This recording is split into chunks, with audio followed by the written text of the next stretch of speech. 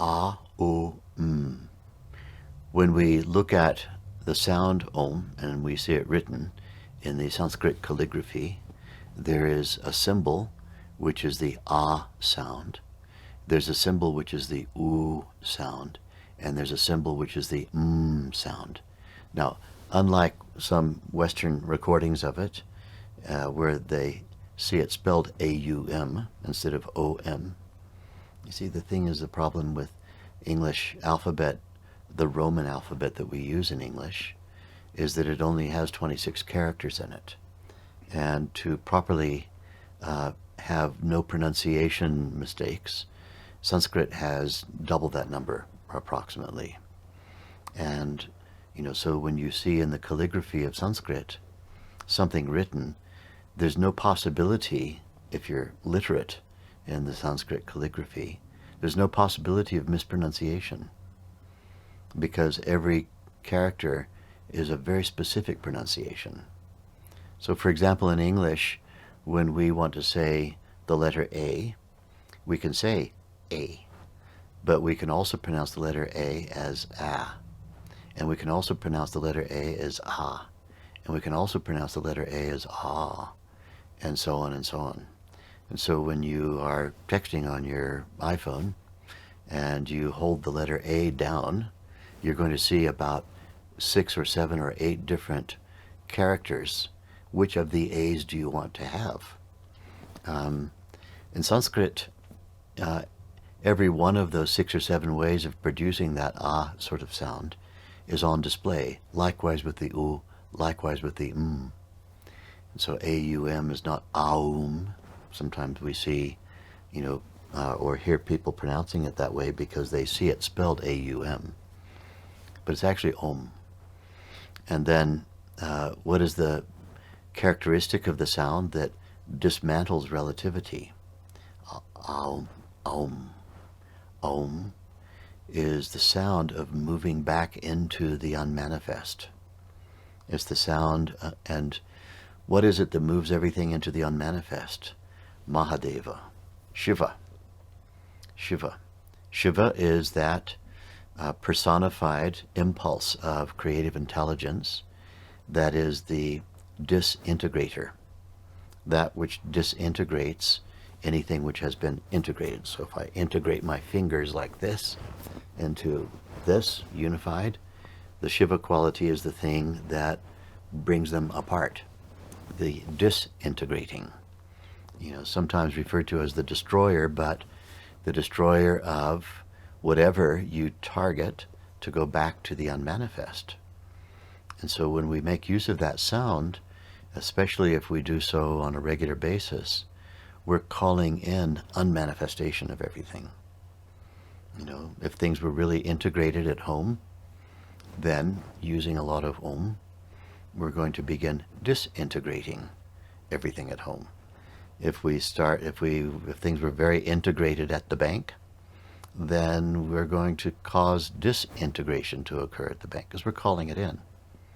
A very good thing to do, like, if you're in some situation where you want everything to just disintegrate around you, then lots of pranava, lots of it. So it's a very good sound. It has a very powerful effect. However, not recommended for regular householders who just want to step beyond thought and experience the bliss of being. Very, very good for monastic people and, for nuns. So very good for that. And, before you ever embark on using it, you should properly be initiated into it. We don't just like, I saw this on the World Wide Web and, I got my YouTube om, or I heard it at the yoga studio.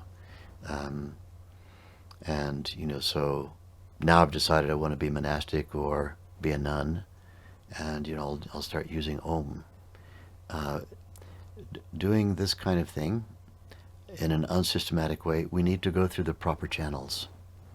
There are protocols for being initiated into these orders so that you are not doing years and years of your life in experimentation.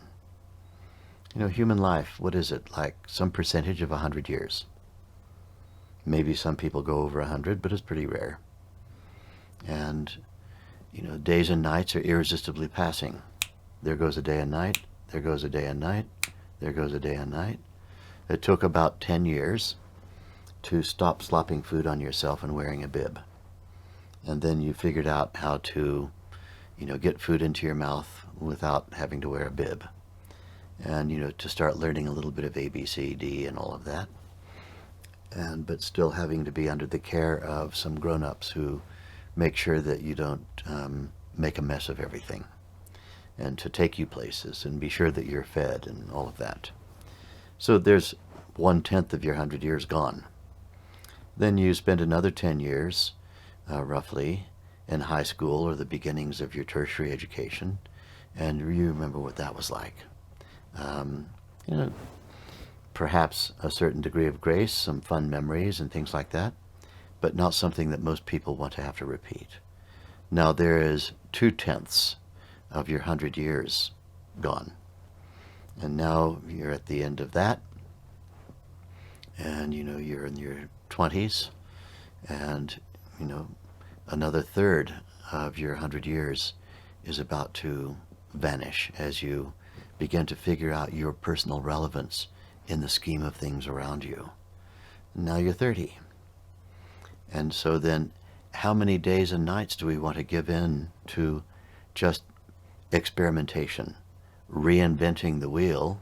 Sometimes we end up with a square wheel. It's better for us not to try to reinvent the wheel.